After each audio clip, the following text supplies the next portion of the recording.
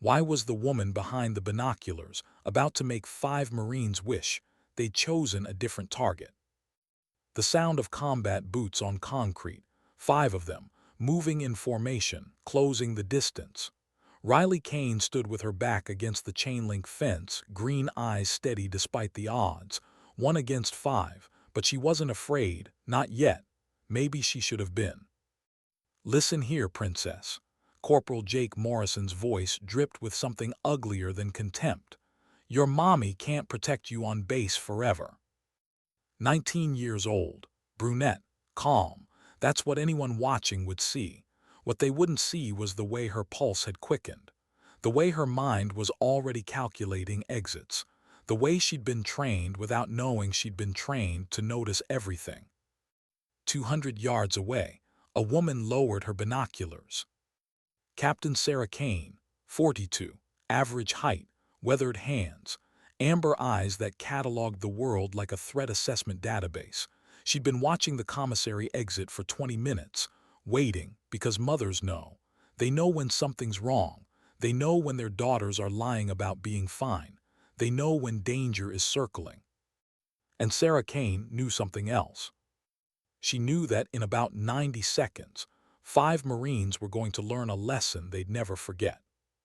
But first, you need to understand something.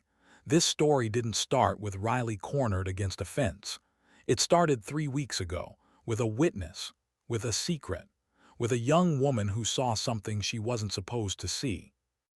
And it started 18 months before that, when a woman with a different name, a different reputation, and a very different skill set decided to become invisible. Camp Pendleton Marine Base, Southern California, 18 months earlier. Sarah Kane arrived carrying transfer orders and a carefully constructed lie. Logistics coordinator, supply division, the kind of position that made seasoned Marines roll their eyes. Another desk jockey, another paper pusher, someone who couldn't handle the real work. Gunnery Sergeant Rick Bull Torino looked her up and down that first day.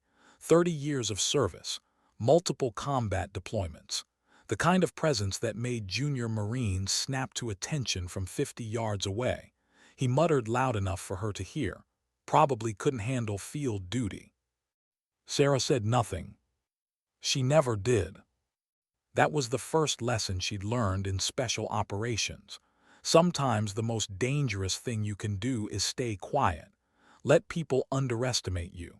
Let them think they know your limits. Let them believe the story you're selling. Because the truth was complicated. Sarah Kane wasn't just another logistics officer. She was someone who had spent 12 years teaching Navy SEALs how to survive impossible situations. She was Ghost Wolf, the instructor who could appear and disappear during training exercises like smoke.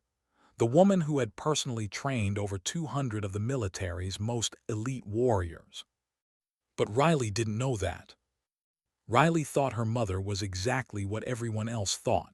A quiet desk officer who processed equipment requisitions, who managed inventory databases, who arrived early and left late and never caused trouble, who never talked about previous assignments, who kept to herself. Mother and daughter, modest on-base housing, low profile, unremarkable.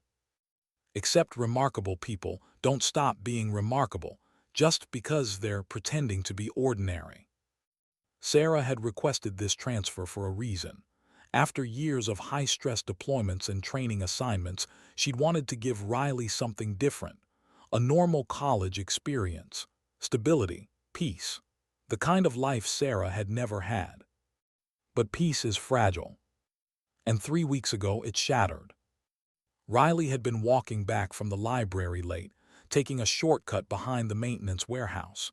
She'd seen them loading gear into a civilian truck, night vision goggles, tactical equipment, ammunition, things that shouldn't leave the base, ever. Morrison spotted her before she could disappear. You didn't see anything, college girl. Close enough that she could smell alcohol on his breath, close enough that she understood the threat. Accidents happen on military bases all the time. Since that night, everything changed. Morrison and his crew started showing up everywhere. The commissary, the library, the dining facility, always watching, always reminding her that they were there, that they could get to her any time they wanted, that she was alone. Except she wasn't alone. She had a mother who noticed things. Sarah saw the changes. Riley eating meals in their housing unit instead of the dining facility, requesting different shifts at the library, carrying pepper spray she'd never needed before, the way her daughter's shoulders tensed when certain groups walked by, the way she'd suddenly change direction when she spotted familiar faces. 15 years in special operation teaches you to read body language like others read newspapers. And Sarah had been reading her daughter's fear for 3 weeks. 3 days ago, she'd watched Morrison approach Riley outside the post office. The conversation looked casual from a distance, but Sarah could see Morrison's posture, aggressive, territorial. Riley's response had been controlled but guarded, and when Riley walked away, Morrison smiled, not friendly, predatory. The kind of expression Sarah had seen on dangerous men in combat zones around the world. That evening, Sarah tried to get Riley to talk. They sat on the small couch in their living room, Sarah's instincts screaming that her daughter was in danger, but Riley insisted everything was fine. "Mom, you worry too much. It's just typical military base drama, nothing I can't handle." But Sarah knew her daughter was protecting her from something, just like Sarah had been protecting Riley from the truth about her own background for 3 years. Riley had no idea who her mother really was, no idea about the nickname, the training, the 200 SEALs who owed their survival skills to the woman sitting across from her, pretending to be concerned about college assignments. Sarah had wanted a quiet life for them both. But as she watched Morrison's group positioning themselves near the commissary exit, clearly waiting for Riley to finish her shift, she realized something. Her attempt at a normal life was about to collide with reality, and sometimes reality requires solutions that aren't normal at all. Have you ever tried to start over, hoping to leave your past behind, only to discover that your past is exactly what's needed to protect what matters most? The dismissive treatment had started on day 1. Another desk jockey, Torino had said, couldn't handle field duty, so they shuffled her into logistics. Old-school Marine Corps, the kind of man who believed that real warriors belonged in combat zones, not behind computer screens. He'd requested a combat veteran for the supply division position. Instead, he got Sarah Kane, a woman with an unremarkable service record and 0 combat deployments listed in her official file. Of course, what wasn't listed in official files could fill libraries. But Sarah didn't correct him. She organized supply shipments, coordinated equipment maintenance schedules, ensured training units had everything they needed, efficient, invisible, forgettable. The younger Marines called her Supply Sarah behind her back, always polite to her face, always dismissive when they thought she couldn't hear. She never participated in informal gatherings at the enlisted club, never joined weekend barbecues, rarely spoke about previous assignments. They assumed she was boring, incapable, someone who'd taken the easy route. They were wrong about almost everything. But being underestimated, that was strategic. In special operations, the most dangerous operators aren't the ones who advertise their capabilities. They're the ones who move through the world like ordinary people, right up until the moment they need to be extraordinary. Sarah had spent 18 months being ordinary. Watching, waiting, building a life for Riley that didn't include adrenaline and danger and the constant threat of deployment. She'd given up the intensity, the respect, the reputation, all of it, because sometimes love means choosing peace over pride. But Morrison had taken that choice away. Now standing behind the commissary with binoculars in hand, watching 5 Marines close in on her daughter, Sarah felt something she hadn't felt in 3 years. The shift, the transition from civilian mindset to operational mode. It happened faster than thought. Muscle memory. Neural pathways carved by thousands of hours of training. Ghost Wolf was waking up, and Morrison had no idea what that meant. Riley stood perfectly still against the fence, one hand resting at her side, the other holding her backpack strap. She looked calm, but Sarah could see the micro-expressions, the slight widening of pupils, the increased breathing rate. Fear, yes, but also something else. Determination. Her daughter had inherited more than just green eyes and stubbornness. Morrison moved closer. Time you learn some respect. His crew spread out in a semicircle, blocking escape routes, professional enough in their positioning. They'd done this before, cornered people, applied pressure, but they were thinking like bullies, not tacticians, and that was going to be their first mistake. Sarah dropped the binoculars. For 3 years she'd been Supply Sarah, the desk officer, the paper pusher, the woman who couldn't hack field duty. But some identities are just costumes. And some people are exactly who they've always been, regardless of what name tag they're wearing. She started walking toward the commissary, not running, not rushing, just walking with the kind of purpose that doesn't draw attention. 42 years old, average height, weathered hands, someone you'd pass without a second glance.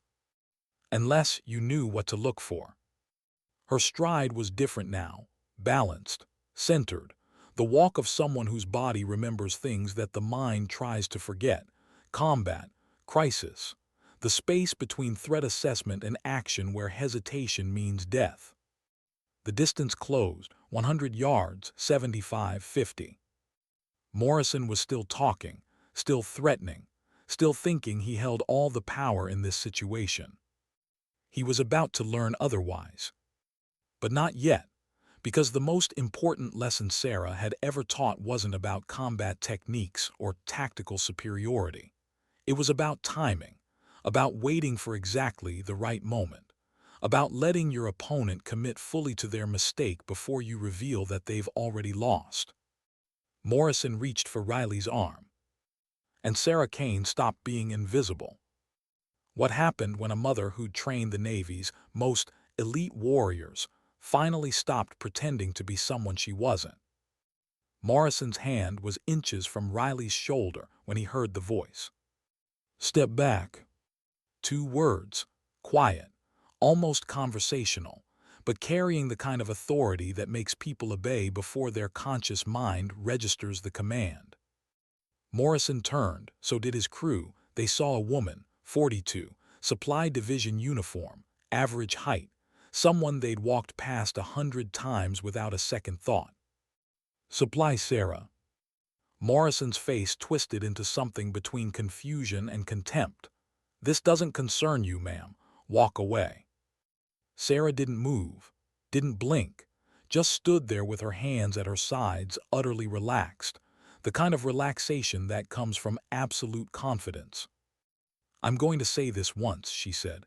Release my daughter, walk away, file whatever reports you want, but this ends now. Riley's eyes went wide, not because of the confrontation, because she'd never heard her mother sound like that. Calm, yes, but underneath the calm was something else, something that made the air feel different, heavier, more dangerous. Morrison laughed, actually laughed. His crew joined in, 5 against 1, a desk officer trying to play hero. This was going to be entertaining. Or what? Morrison stepped toward Sarah. You going to process a supply requisition for my arrest? His crew thought that was hilarious. Sarah's expression didn't change.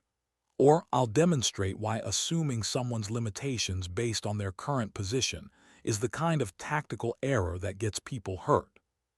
The laughter stopped, because something in her tone had shifted, not louder, not aggressive, just different.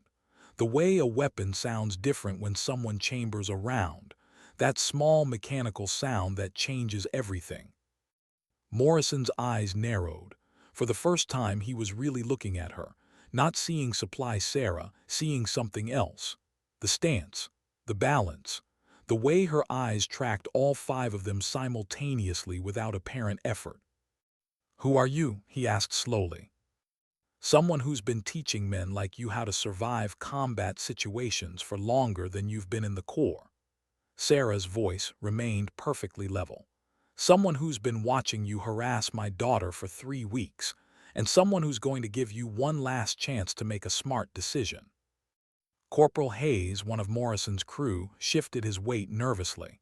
He'd been in the Corps for 6 years, done 2 deployments. He knew the look of someone who'd seen real action. And this woman, this logistics officer they'd all dismissed, had that look. "Morrison," Hayes said quietly, "maybe we should." "Shut up," Morrison's jaw clenched. He'd backed himself into a corner, 5 of them, one of her. Walking away now would look like cowardice, and bullies can't afford to look weak. He took another step toward Sarah. "Last chance," she said. Morrison reached for her shoulder, the same move he'd been about to use on Riley, aggressive, dominating, designed to intimidate. What happened next lasted less than 2 seconds. Morrison's hand never made contact. Sarah moved with the kind of speed that doesn't look fast because it's so efficient. No wasted motion, no telegraphing, just action. His hand was redirected. His balance was compromised. And suddenly he was on the ground, gasping, with his arm locked in a position that made resistance impossible. The other 4 Marines froze. Because people don't move like that. Not logistics officers, not desk workers, not someone who was supposed to be harmless. Sarah held Morrison in place with minimal effort, not hurting him, just controlling him, making it absolutely clear that he existed in that position solely because she allowed it.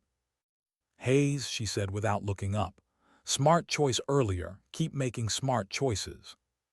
Hayes took 2 steps back, hands visible, non-threatening. The other 3 looked at each other, calculating odds, wondering what they'd stumbled into. Sarah released Morrison and stepped back. He scrambled to his feet, face red with humiliation and rage. "You just assaulted a Marine," he spat. "No," Sarah corrected. "I demonstrated a basic defensive technique taught in most hand-to-hand combat courses. You attempted to make physical contact with a superior officer. I responded appropriately." Morrison's eyes widened slightly. "Superior officer." "Captain Sarah Kane, former Naval Special Warfare Instructor, 18 months assigned to Camp Pendleton Logistics Division." She paused. "Though I suspect my previous assignment might be more relevant to this conversation." The blood drained from Morrison's face. Because anyone who'd been in the military for more than 5 minutes had heard stories about the instructors who trained SEALs, about the elite operators who taught the elite how to be even more elite, about the legends who moved through the special operations community like ghosts. And anyone who'd spent time around naval special warfare had heard one name more than others: Ghost Wolf. The instructor who could make trained SEALs look like amateurs during training exercises, who'd personally trained over 200 operators, who disappeared 3 years ago without explanation. Morrison's hands were shaking now. "You're someone who's been filing incident reports about you for 2 weeks, Sarah continued calmly. "Someone who's documented every instance of harassment, every threat, every violation of the Uniform Code of Military Justice you've committed." She pulled a small device from her pocket, a recorder, red light blinking. "Someone who's been recording this entire conversation." The tactical situation had just inverted completely. Morrison had thought he was in control, thought he had leverage, thought he was the predator. He'd been wrong about all of it. Riley was staring at her mother with an expression somewhere between shock and awe. This woman who'd helped her with homework, who'd made dinner every night, who'd seemed so ordinary. She wasn't ordinary at all. Sarah's voice softened slightly as she addressed her daughter. "Riley, go wait in my office. We'll talk later." But Riley didn't move, because she had questions. So many questions, about who her mother really was, about what else had been hidden, about what other secrets were waiting to be discovered. Sarah saw the confusion in her daughter's eyes, the sense of betrayal, the hurt that comes from realizing someone you thought you knew completely is actually a stranger. And for the first time in this entire confrontation, Sarah's perfect control wavered, just slightly, just enough to show that underneath the tactical expertise and combat training, there was still a mother who'd made choices she wasn't sure were right. "Please," she said to Riley, one word, carrying the weight of 3 years of deception. Riley left, but not before one last look at her mother, a look that said this conversation was far from over. Sarah turned back to Morrison and his crew. "Here's what happens next. You're going to report to your commanding officer. You're going to confess to the equipment theft, all of it, and you're going to accept whatever consequences come." Morrison's jaw worked, "And if we don't?" Sarah's expression became something that made combat-hardened Marines take involuntary steps backward. "Then I stop being nice." The silence stretched out. Morrison knew he was cornered, knew that the woman standing in front of him had capabilities he couldn't match, but desperation makes people stupid. And Morrison was about to get very stupid indeed. When exactly does a tactical situation cross the line from confrontation to combat? Morrison made his choice. Instead of walking away, instead of accepting defeat, instead of choosing the path that might have saved his career, he decided to escalate. Some men can't accept losing to a woman, even when that woman has just demonstrated capabilities they can't comprehend. Especially then. "We're not done," he said quietly, but his eyes went to Riley's retreating form. The threat was clear. Sarah saw it, the shift in his posture, the calculation, the moment when Morrison decided that if he couldn't intimidate the mother, maybe he could still leverage the daughter. Wrong choice. Catastrophically wrong. "You're thinking about threatening my daughter again," Sarah said. Not a question, a statement. "You're thinking that you still have leverage, that you can use Riley to make me back down." Morrison's silence confirmed it. Sarah's voice dropped to something barely above a whisper. "Let me explain something about mothers, Corporal. We're patient. We're willing to compromise. We'll negotiate, defer, and accommodate. For our children's sake, we'll eat disrespect and swallow pride." She took one step forward. "But the moment you threaten what we love most, we become the most dangerous thing in the world." The temperature seemed to drop 10 degrees. "I've killed enemy combatants in 6 different countries, trained the most elite warriors in the American military, survived situations that would break most men." Another step. But none of that was personal. It was professional, tactical, strategic. Her eyes locked onto Morrison's with an intensity that made him flinch. "You made this personal." Morrison's crew was backing away now. Hayes had already disappeared around the corner. The other two were following. They'd read the situation correctly. This wasn't their fight anymore. This was about to become something they wanted no part of. Morrison stood alone. And alone, he made the worst decision of his life. He ran. Not away from the confrontation, toward Riley.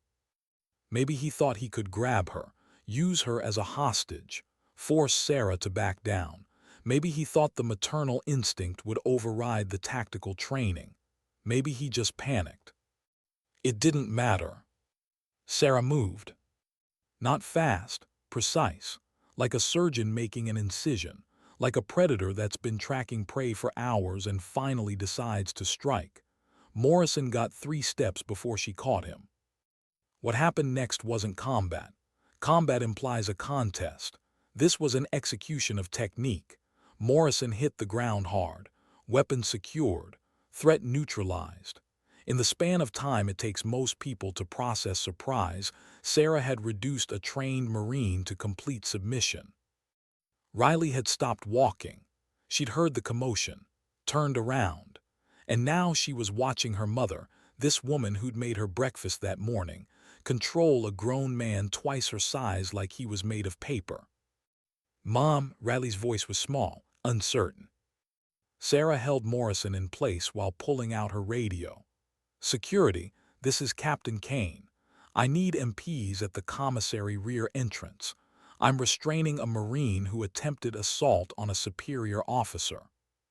Professional, calm, like she did this every Tuesday. Within 3 minutes, military police arrived. Within 5, Morrison was in handcuffs. Within 10, other members of his equipment theft ring were being rounded up based on information Sarah had been collecting for weeks. Because she hadn't just been watching her daughter. She'd been investigating, building a case, documenting everything. The legendary ghost wolf hadn't forgotten how to hunt. She'd just been waiting for the right moment to strike. Base security found enough evidence to charge Morrison and 4 others with theft of military property, unauthorized sale of equipment, conspiracy, and now assault. The operation he'd been running, shut down, completely, every member accounted for. Riley stood 20 feet away, watching her mother give statements to MPs, watching her explain procedures and protocols like she'd done this 1,000 times, which Riley was starting to realize she probably had. When the MPs finally left with Morrison, Sarah turned to face her daughter. The silence between them was enormous. "I know you have questions," Sarah began. "Who are you?" Riley asked, the same question Morrison had asked, but carrying different weight, different pain.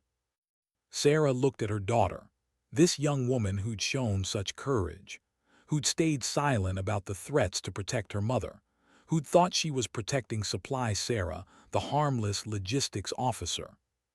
"I'm your mother," Sarah said. "That part was never a lie." "But the rest," Riley's voice cracked. "Ghost Wolf, Navy SEALs, training elite operators. When were you going to tell me?" "When you were safe," Sarah answered.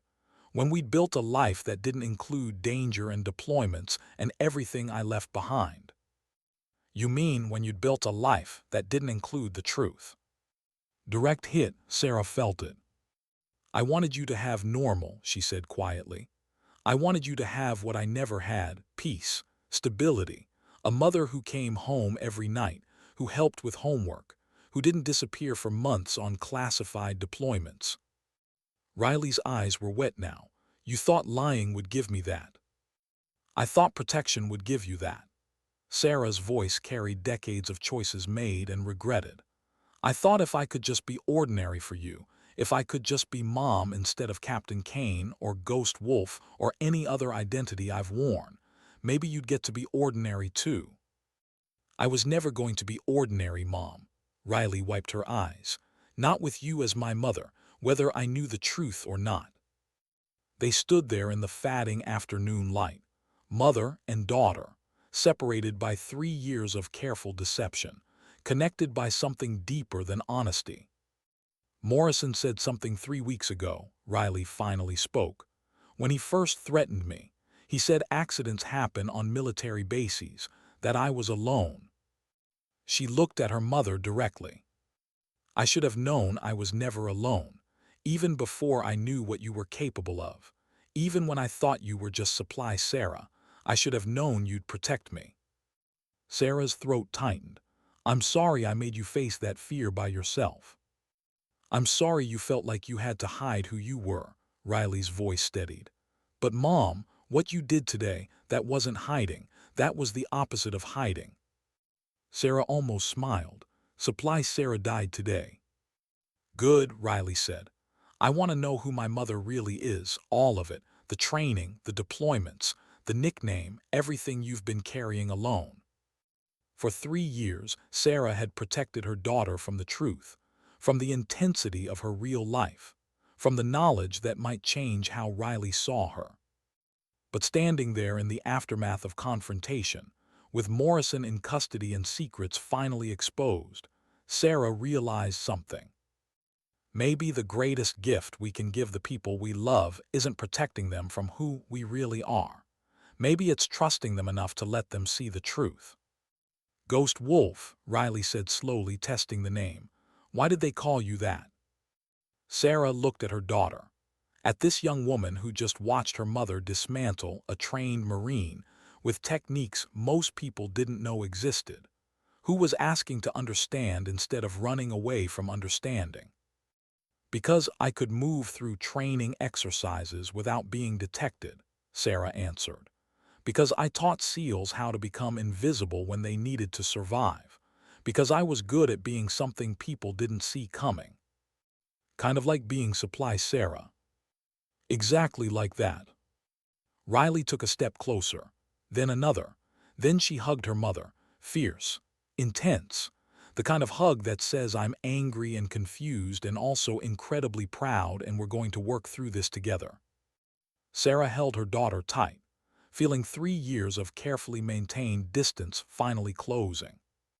I want to hear the stories, Riley whispered. All of them but Mom. Yeah. Next time someone threatens me, maybe give me a heads up that my mother is basically a superhero. Sarah laughed, actually laughed. For the first time in 3 years the weight lifted, not completely. There would be conversations, explanations, years of deception to work through. But they'd work through it together.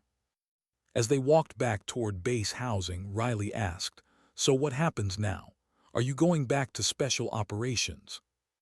Sarah considered. "I don't know. That life almost destroyed me, pulled me away from you, made me into someone who was better at combat than at being a mother." Or, Riley offered quietly, maybe it made you into someone who knows how to protect what matters most. They walked in silence for a moment. "The other SEALs you trained," Riley said, "do they know you're here?" "Some do. And they just let you be Supply Sarah. They respected my choice. In special operations, when someone decides to step back, to choose a different life, you honor that." Riley nodded, processing. "But you didn't really step back, did you? You were still watching, still protecting, still being Ghost Wolf, just in a different way." Sarah stopped walking, looked at her daughter, this perceptive, courageous young woman who understood things she shouldn't have to understand. "You're right," she admitted. "I thought I could be someone different, someone simpler. But the truth is, you can't unlearn what you've learned. You can't unsee what you've seen. You can't stop being who you are just because you change your name tag." "So who are you, Mom?" Riley asked. "Really?" Sarah thought about it. About 12 years of elite training. About 200 SEALs who'd learned to survive because of her instruction. About 18 months of pretending to be ordinary. About one daughter who deserved honesty. "I'm Sarah Kane," she said. "I'm your mother. I'm someone who's made a lot of mistakes trying to protect you. And apparently, I'm someone who still knows how to handle a situation when my family's threatened. Ghost Wolf. If you want." Riley smiled, small, tentative but genuine. "I think I do want, because that's pretty incredible, Mom. Scary and intense, and maybe we should have talked about it 3 years ago, but incredible." They reached their housing unit as the sun set over Camp Pendleton. Inside, everything looked the same. Same furniture, same photographs, same quiet life they'd been building. But everything had changed. Supply Sarah was gone. The carefully constructed ordinary life was shattered. The secrets were exposed. And somehow, standing in their small living room with her daughter beside her, Sarah felt more honest than she had in 3 years. "Tomorrow's going to be complicated," Sarah said. "Statements, investigations, everyone on base knowing who I really am." "Today was complicated," Riley pointed out. "You handled it. Today, I had to hurt someone to protect you. Today, you showed me that protection doesn't mean hiding the truth. It means being strong enough to face it together." Sarah looked at her daughter. When had she become so wise? "I love you," Sarah said, simple, true, the only thing that had never been a lie. "I love you too, Mom," Riley paused, "even if you are terrifying." "Especially because I'm terrifying." "Definitely because you're terrifying." They both laughed, And in that moment, Sarah understood something she'd been missing for 3 years. Protecting someone doesn't mean making them dependent on your strength. It means showing them that strength exists, that it can be inherited, that they carry it inside themselves whether they know it or not. Riley had stood against Morrison's threats for 3 weeks, had shown courage under impossible pressure, had protected her mother just as much as her mother had protected her. That strength didn't come from nowhere.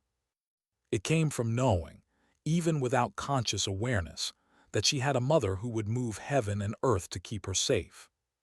The next morning, Sarah returned to the Supply Division office, but not as Supply Sarah, as Captain Kane, former Naval Special Warfare Instructor, the woman who'd trained over 200 SEALs, Ghost Wolf.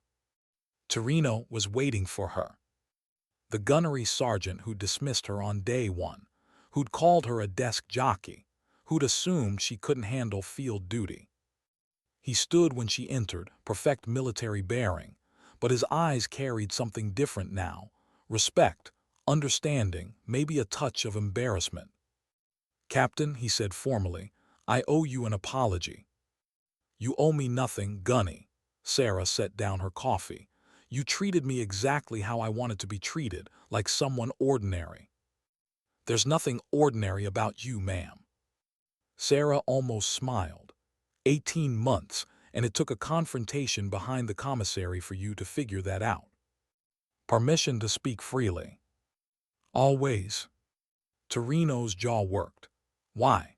Why take a logistics position when you could have any assignment in special operations? Why let people like me treat you like you were less than you are? Sarah thought about how to answer, about 3 years of choices, about a daughter who deserved better, about learning that sometimes the hardest mission is the quiet one. "Because I had something more important than a reputation to protect," she said finally. "I had a daughter who needed a mother who came home every night." Torino nodded slowly. "And yesterday?" "Yesterday, my daughter needed a mother who could do what needed to be done." Understanding passed between them, the kind that doesn't need words. "The whole base knows now," Torino said, "about who you are, about Ghost Wolf." "I know. They're going to treat you differently." "I know that too." Torino hesitated, then asked the question he'd probably been wondering since he heard the news. "Are you staying in logistics?" Sarah looked around the Supply Division office, at the inventory databases, at the equipment requisition forms, at the quiet, ordinary work she'd been doing for 18 months. "I don't know," she admitted. "Part of me wants to go back, to return to what I'm good at, to stop pretending." "And the other part?" "The other part remembers why I left in the first place. Remembers that being good at something doesn't mean it's good for you. Remembers that some victories cost more than they're worth." Torino was quiet for a moment. Then he said something Sarah hadn't expected. "For what it's worth, ma'am, you were good at this too. The logistics work. You made this division run better than it has in years. Being ordinary when you could have been extraordinary takes a different kind of strength." Sarah met his eyes. "Thank you, Gunny." He nodded. "Whatever you decide, Captain, I'm glad I got to work with you, even if I didn't know who I was working with." After he left, Sarah sat at her desk. Same chair she'd occupied for 18 months, same computer, same forms and databases and routine work. But she wasn't the same. Supply Sarah had been a performance, a necessary deception, a way to protect Riley from the intensity of her real life. But Ghost Wolf, that was real. That was who she'd been before Riley was born, who she'd been for 12 years, who she'd always be, regardless of what uniform she wore or what name tag said. The question was whether those two identities could coexist. Whether she could be both the mother who made breakfast and helped with homework, and the instructor who'd trained the military's most elite warriors. Whether protection meant hiding or revealing, running or standing, ordinary or extraordinary. Her phone buzzed, a text from Riley. "Lunch together. I want to hear about the first time someone called you Ghost Wolf." Sarah smiled.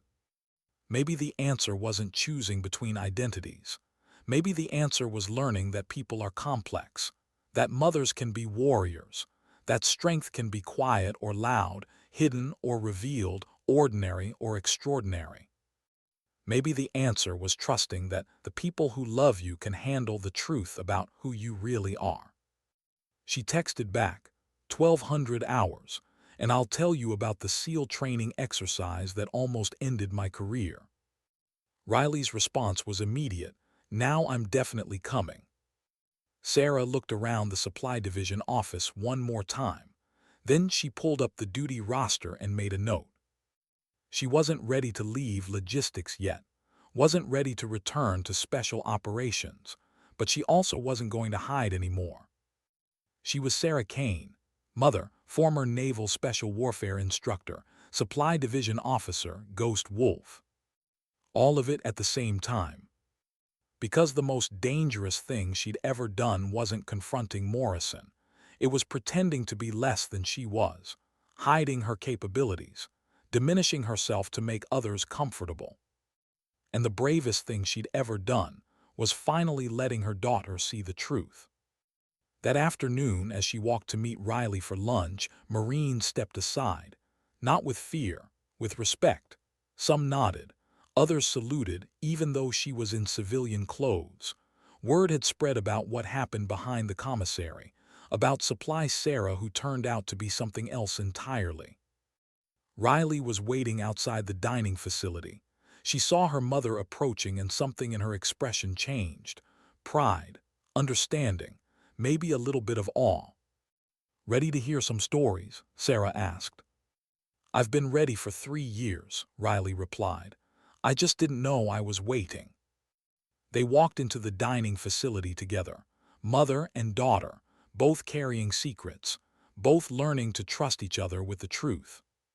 And somewhere on base, in holding cells and under investigation, Morrison and his crew were learning a lesson that Sarah had been teaching for 12 years.